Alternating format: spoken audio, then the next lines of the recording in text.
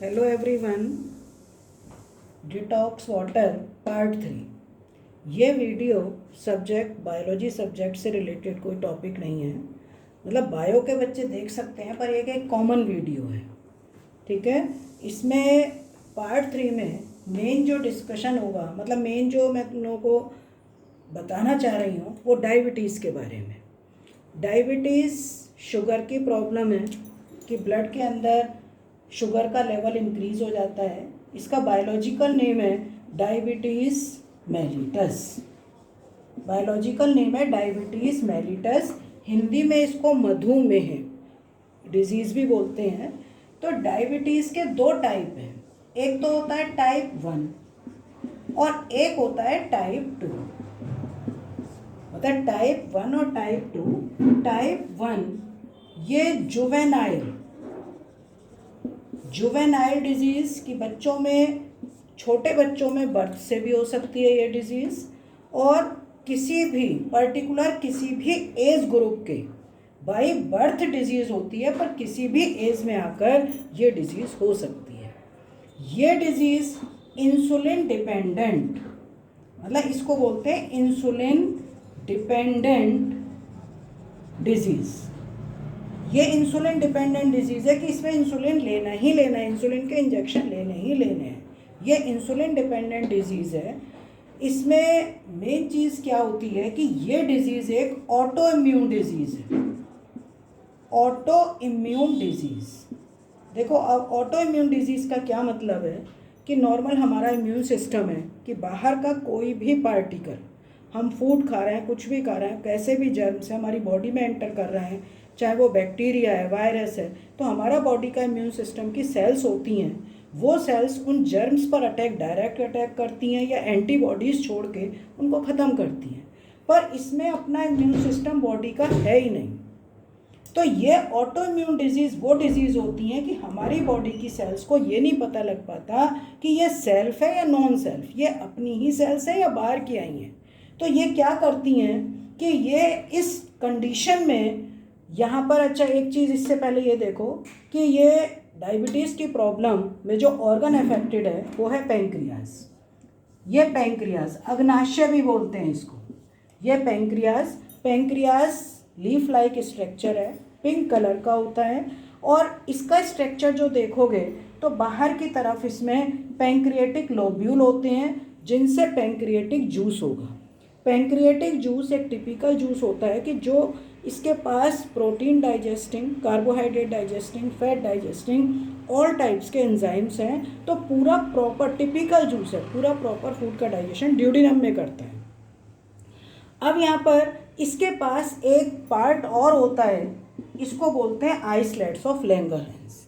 ये islets of Langerhans ये part hormone release करता है। तो इसके पास सेल्स हैं, सेंटर की सेल्स होती हैं बीटा सेल्स, ये इंसुलिन हार्मोन रिलीज करती हैं, और पेरीफेरी की सेल्स होती हैं अल्फा सेल्स।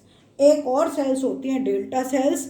उनका काम क्या होता है कि जब नॉर्मल हम खाना खा रहे हैं, इंसुलिन की ज़रूरत है, ग्लूकेगॉन की ज़रूरत है उनको मेटाबॉलिज्म के लिए, तो तीसरा जो सेल्स होती हैं वो एक हार्मोन रिलीज करती है कि इन दोनों को, ये अब रिलीज़ हो चुका है, इनका काम ख़त्म हो गया, उसको स्टॉप करना।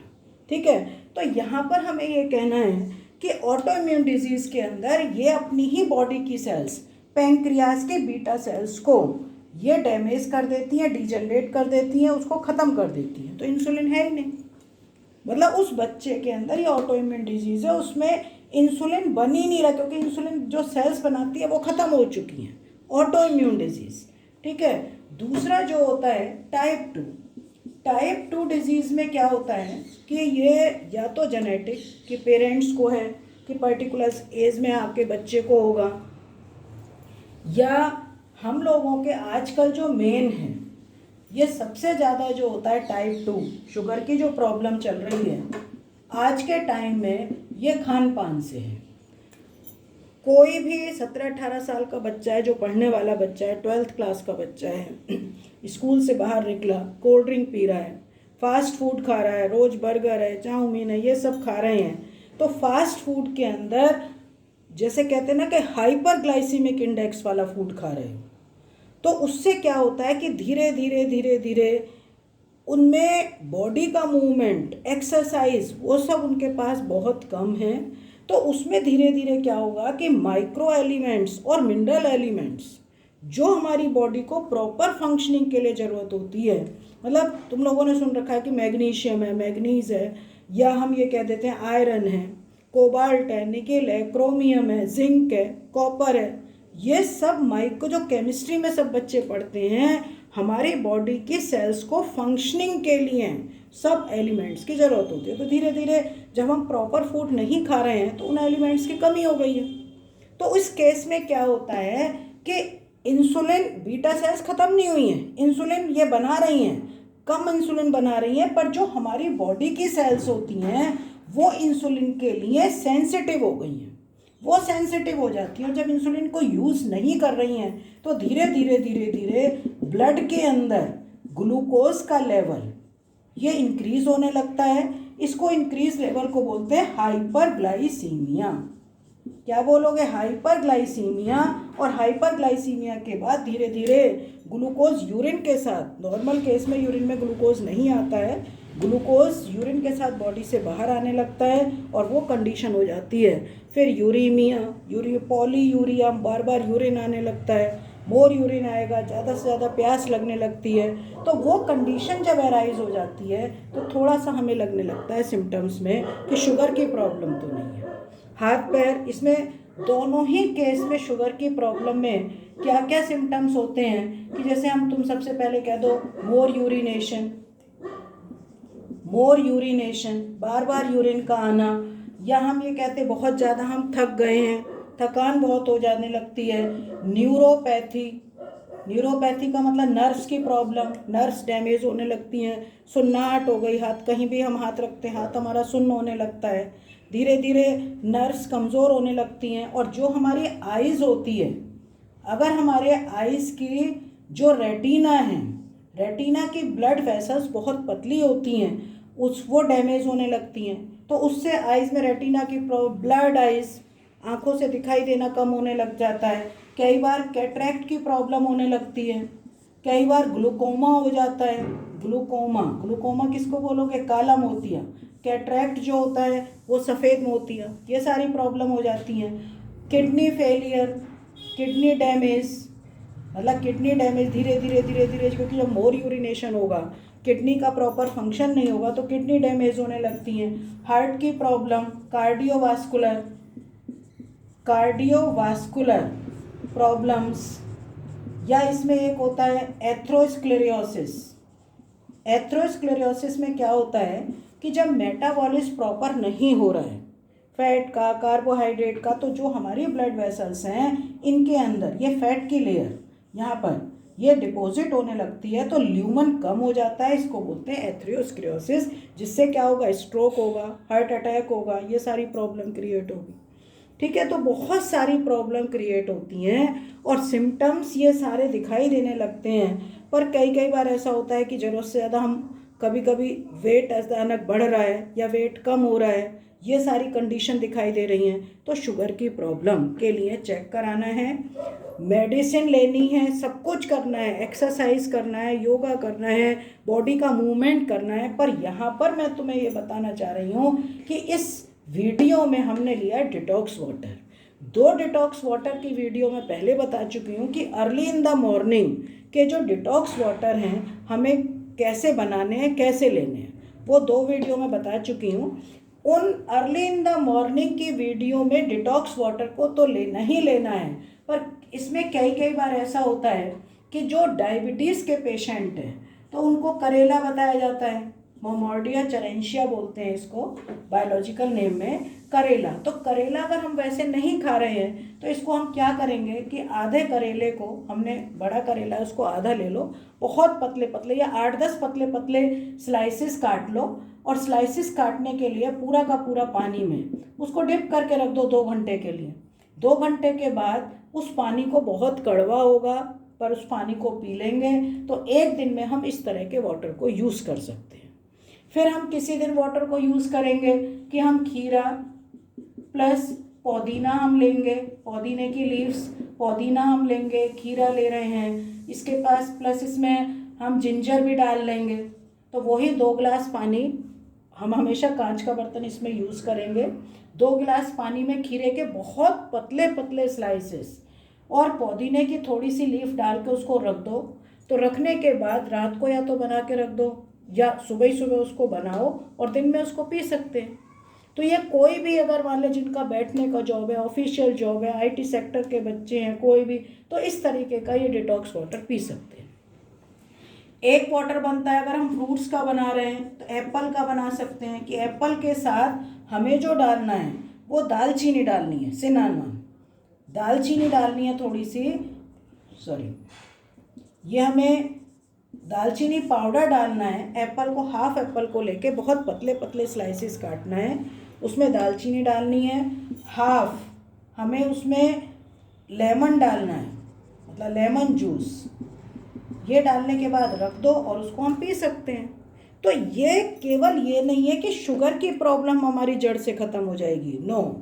उसके लिए जो हम डॉक्टर मेडिसिन ले रहे हैं डॉक्टर से, वो तो हमें लेनी ही लेनी है। पर ये इसलिए फ़ायदा है कि कई बार हम मेडिसिन खा रहे हैं और हमने कोई खाना खाया, पता चला शुगर बढ़ गई, कि मेडिसिन तो बस वही इफेक्ट डाल रही है ना कि जो हमने उस दिन का खाना खाया है, और हमारा मन कुछ ज़्यादा खाने के लिए हम और चीज़ें खा सकते हैं।